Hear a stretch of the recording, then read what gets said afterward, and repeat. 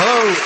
I'd like to start this week with a request, and this one goes out to the followers of the 3 Abrahamic religions, to the Muslims, Christians and Jews. It's just a little thing, really, but do you think that when you've finished smashing up the world and blowing each other to bits and demanding special privileges while you do it, do you think that maybe the rest of us could sort of have our planet back?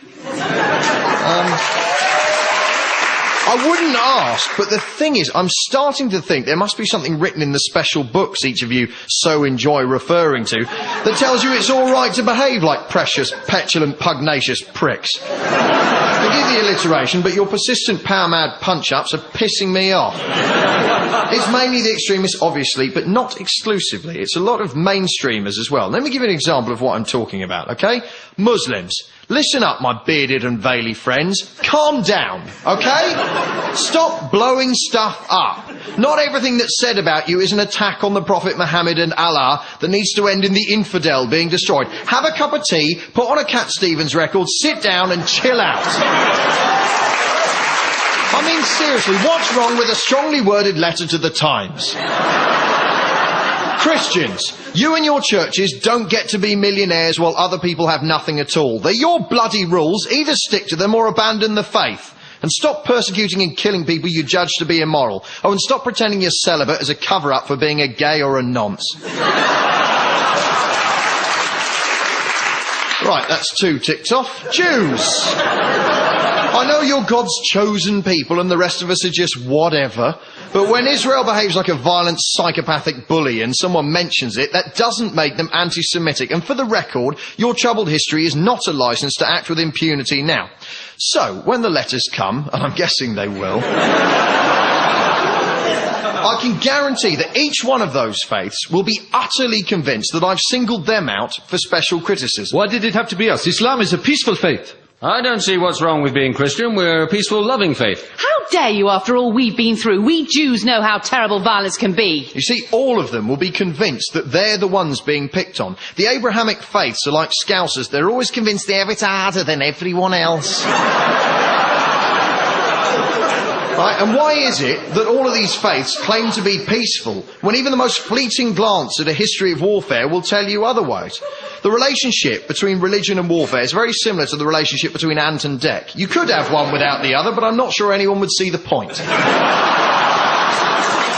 I wouldn't actually like it, but it would at least be refreshing to hear one of them come out and say, "Oh, our faith's violent as you like. We'll have a scrap, us lot, we do. Honestly, our special book says fight, fight, kill, maim, fight, smash, destroy, fight, murder, kill, and fight." That's why I signed up, to be honest. I'm a bit naughty, know what I mean? But no, all of them claim to be peaceful religions. Yeah, peaceful right up to the point where someone takes something they think is theirs or says the wrong thing or looks at them funny, then it's fighty, smashy, kicky, punchy all the way. I know this will upset a lot of people, and frankly, I don't care. I'm getting so sick of religious people screwing it up for the rest of us. Please don't kill us. Seriously. As far as I'm concerned, this is the only chance we get. When we die, it's all over. There's no virgins and pearly gates waiting for us, no big beardy man saying... Right, so how do you think that went then? Bit mixed? Killed a lot of people in my name, I see. Yeah, not really what I had in mind, actually. Tell you what, have another go as a worm. While we're at it, I'm sick of religious people forcing their children to define themselves by their parents' faith. A 4-year-old is no more a Christian than he is a member of the Postal Workers Union. A fair working wage, decent working conditions, and time allotted to see the new Transformers film, said a spokesman. This week, Lydia Playfoot, who took Millet's school in Horsham to the High Court so she could wear jewellery to prove she's staying a virgin for Jesus, lost her case. Good. I'm glad. I don't care how many times her parents claim it was her idea. Rules is rules. And if you want to wear a ring that tells everyone you're not having any sex, you can get married like the rest of us.